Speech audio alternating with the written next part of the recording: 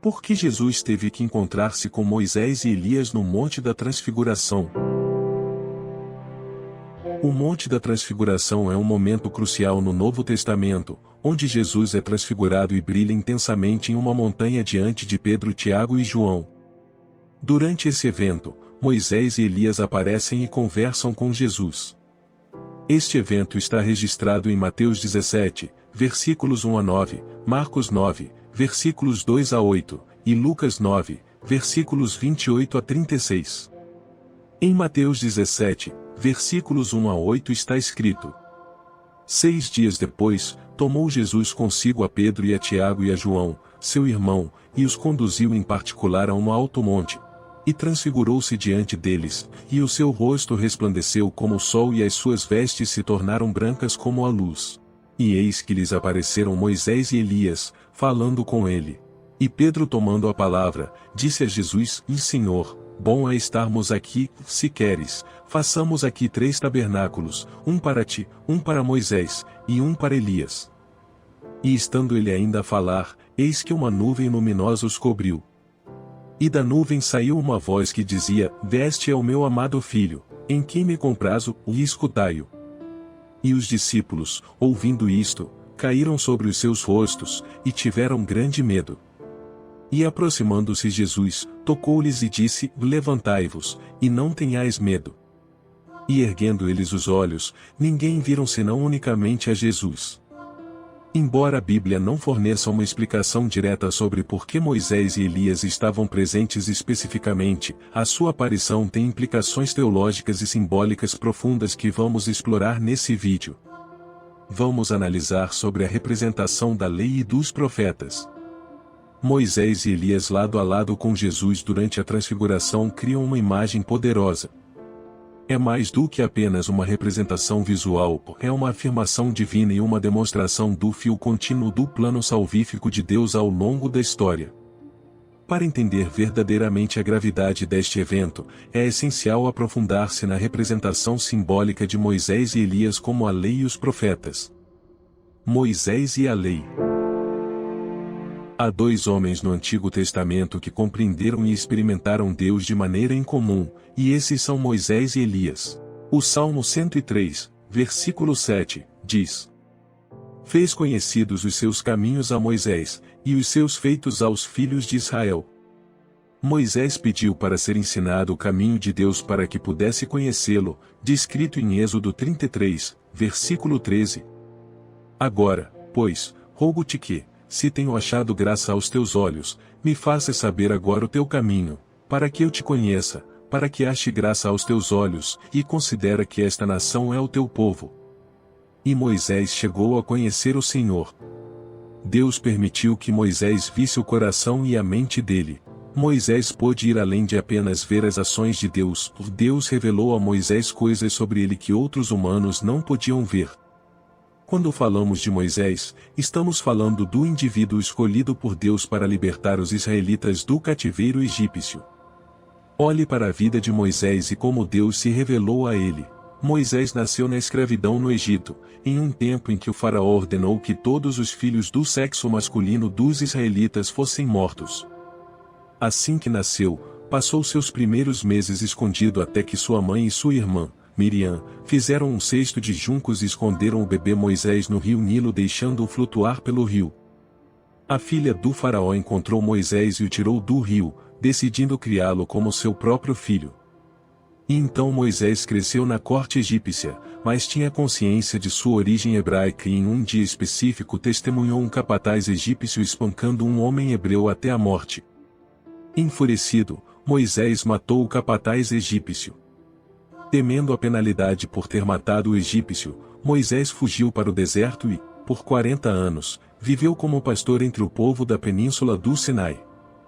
Deus chamou Moisés de uma sarça ardente para confrontar o faraó e dizer-lhe: Deixa o meu povo ir, e Deus fez um pedaço de madeira se transformar em uma serpente. O faraó, em sua teimosia, recusou-se a ouvir Moisés, então Deus lutou por seu povo usando a natureza. As pragas vieram, da água virou sangue, as rãs apareceram e dormiram nas camas do faraó e de seu povo. piolhos e moscas surgiram, gafanhotos tomaram conta das terras do Egito e Deus continuou a advertir o faraó várias vezes, passando a mensagem: deixa o meu povo ir. Mas o faraó permaneceu obstinado enquanto a peste e as feridas, e a saraiva, e os relâmpagos e trovões atormentavam os egípcios. Em Êxodo 33, versículo 17 a 23, vemos Deus se revelando a Moisés. Então disse o Senhor a Moisés: farei também isto, que disseste, porquanto achaste graça aos meus olhos, e te conheço pelo teu nome. Então Moisés disse: rogo-te que me mostres a tua glória. E ele disse: farei passar toda a minha bondade por diante de ti, e apregoarei o nome do Senhor diante de ti, e usarei de misericórdia com aquele a quem usar de misericórdia, e me compadecerei daquele com quem me compadecer. Disse mais: não poderás ver o meu rosto, porquanto homem nenhum verá a minha face, e viverá. Disse mais o Senhor: eis aqui um lugar junto a mim, aqui te porás sobre uma penha. E acontecerá que, quando a minha glória passar, por-te-ei numa fenda da penha, e te cobrirei com a minha mão, até que eu haja passado. E havendo eu tirado a minha mão, me verás pelas costas, mas a minha face não se verá. Enquanto o anjo observava, Deus protegeu Moisés à medida que Deus passava por Moisés. Deus deu a Moisés um lugar específico para ficar e ele não podia ver o rosto de Deus. Moisés só podia ver as costas de Deus. Enquanto o anjo observava esse momento único em que um homem humano viu as costas de Deus. Deus teve que proteger Moisés, pois se não o fizesse, Moisés teria morrido ao ver o rosto de Deus. Nossos corpos mortais e todo o seu pecado não podem suportar tal pureza, santidade e glória. Mas além disso, Moisés é conhecido historicamente por receber os 10 mandamentos no Monte Sinai. Esses mandamentos formaram a Torá, a base da lei, que governaria a vida dos israelitas em todos os aspectos. A lei não era apenas um conjunto de regras, ela encapsulava a relação de aliança entre Deus e seu povo escolhido. Isso os diferenciava dando-lhes identidade e propósito. O papel de Moisés como doador da lei não era movido por ambição pessoal, em vez disso ele serviu como um conduto através do qual Deus comunicava seus padrões de santidade, justiça e retidão. Vamos analisar agora sobre Elias e os profetas. A narrativa de Elias é igualmente fascinante. Elias não morreu de morte natural, mas foi levado diretamente ao céu. Elias foi levado da terra num redemoinho ao céu. Como um dos principais profetas nas crônicas de Israel, a vida de Elias foi marcada por confrontos dramáticos com os governantes corruptos de sua época e sua firme postura pelo Deus de Israel. Profetas como Elias eram porta-vozes de Deus. Eles desempenharam um papel fundamental em orientar, repreender, corrigir e lembrar Israel de suas responsabilidades da aliança. Os profetas também ofereciam vislumbres do futuro, apontando para um Messias, um Redentor que reconciliaria a humanidade com Deus. Jesus, a culminação da lei e da profecia. A aparição dessas duas figuras monumentais ao lado de Jesus não foi um mero acaso, foi uma declaração profunda. Jesus está na interseção da lei e dos profetas. Cada estipulação na lei, cada profecia proferida pelos videntes, encontrou sua realização final nele. Paulo, em sua carta aos Gálatas, escreveu: Cristo nos resgatou da maldição da lei, fazendo-se maldição por nós. Isso enfatiza a ideia de que Jesus não veio para anular a lei, mas para cumpri-la, para fazer o que a humanidade não podia fazer. O episódio da Transfiguração representa um momento fundamental de revelação clara. A presença de Moisés e Elias valida e endossa o ministério e a missão de Jesus. Eles testemunham a verdade de que tudo o que a lei e os profetas comunicaram culminou na pessoa de Jesus Cristo. Tudo se concentra nele. Tudo está centrado no Senhor Jesus Cristo. O ápice da transfiguração não foi apenas a radiância de Jesus ou a aparição de Moisés e Elias. Foi a voz celestial que afirmou: escutem-no. Deus, por meio dessa voz, destaca a mudança. Enquanto a lei e os profetas eram essenciais ao plano de Deus, Jesus é apresentado como eterno. A voz não minimiza Moisés ou Elias, ao contrário, enfatiza o papel supremo de Jesus na narrativa divina. A presença de Moisés e Elias, para além de um espetáculo impressionante, foi uma afirmação incontestável da identidade de Jesus.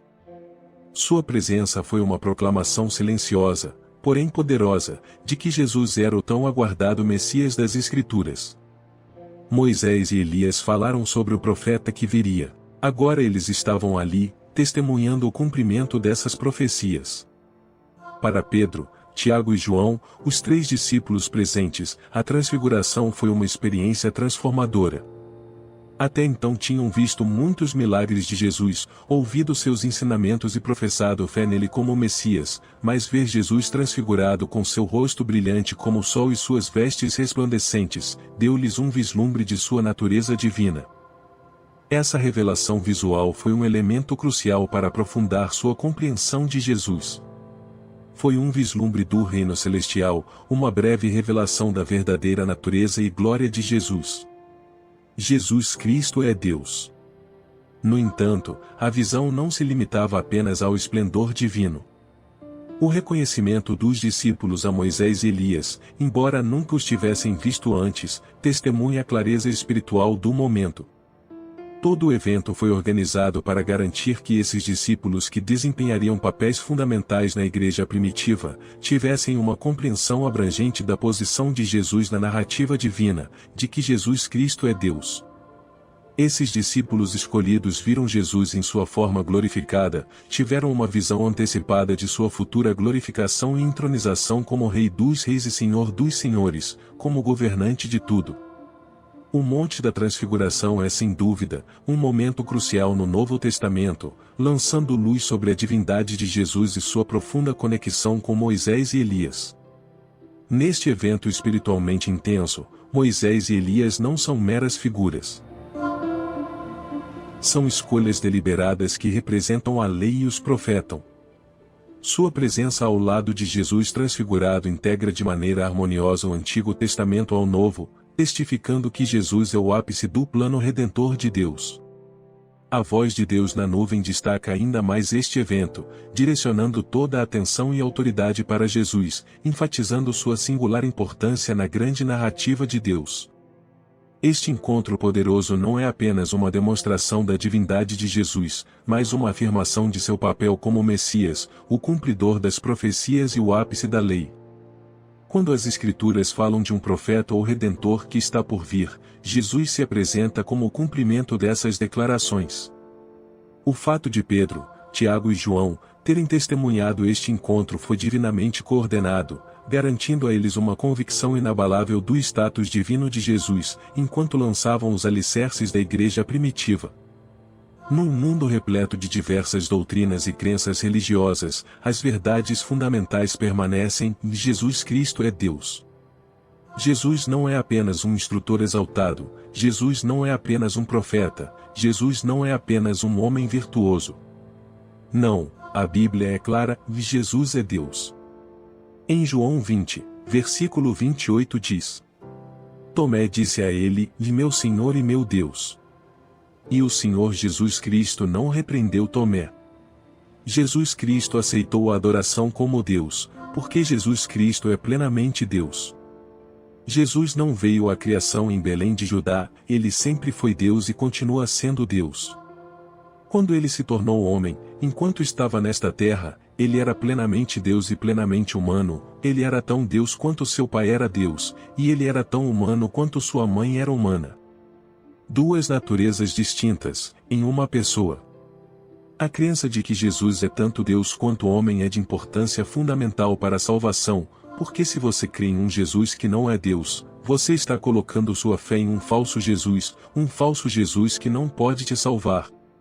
Jesus Cristo desta Bíblia é Deus, o Filho acrescentou uma natureza humana sem pecado à sua natureza divina eternamente existente.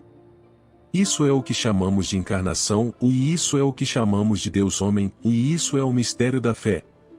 Ainda há aqueles que argumentam que Jesus não é Deus porque se recusam a reconhecer a divindade do Senhor Jesus Cristo. No entanto, você nunca será capaz de compreender completamente Deus. Precisa haver um nível de humildade na vida de uma pessoa para entender que não estou lidando com um homem mortal, estou lidando com um ser eterno cujos caminhos estão além dos meus caminhos, cujos pensamentos estão acima dos meus pensamentos. Quando falamos de Deus, estamos tratando do ancião dos dias, e Deus não está limitado à nossa compreensão humana. O cérebro humano adulto pesa cerca de 3 quilos, e você espera que seu cérebro de 3 quilos compreenda completamente Deus?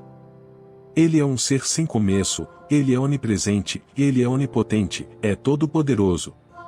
Jesus Cristo é o Todo-Poderoso, Deus Todo-Poderoso. Jesus Cristo é Deus. O Jesus da Bíblia é Deus. Se você segue um Jesus que não é Deus, está seguindo um Jesus que não pode te salvar. O Jesus Cristo desta Bíblia é Deus Todo-Poderoso.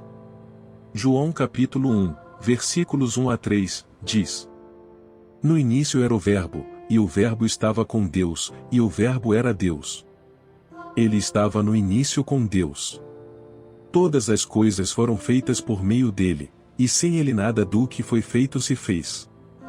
Imagine o nível de obscuridade na igreja da nova era que apenas considera Jesus como um grande mestre, em vez do Salvador do mundo. Como uma igreja pode pregar que Jesus não é o único caminho para o Pai? Onde eles esconderam a passagem da Bíblia onde Jesus declarou que quem não entra no aprisco mas passa por outro caminho, é ladrão e salteador? O que cegou suas mentes para João capítulo 14, versículo 6, onde Jesus declarou que Ele é o caminho, a verdade e a vida, e que ninguém pode ir ao Pai exceto por Ele? A Igreja da Nova Era ensina que todos os caminhos levam ao céu e promove ensinamentos que nos afastam de Cristo. Contudo, é importante compreender que nem todos os caminhos conduzem ao céu. É Jesus quem nos guia ao céu, à vida eterna e à salvação. Sua divindade não é uma mera tradição ou um sentimento religioso, é uma verdade eterna, fundamentada nas Escrituras e evidenciada em eventos como a Transfiguração. Cada pessoa que crê, deve ter um entendimento claro dessa verdade, pois a compreensão da verdadeira natureza de Jesus é o alicerce da fé genuína e da salvação.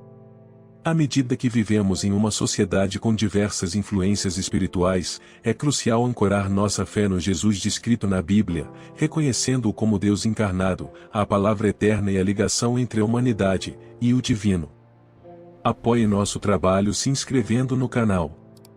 Aproveite e ative o sininho e deixe seu like. Aqui na tela está aparecendo um vídeo que certamente você vai gostar de assistir, basta tocar para conferir.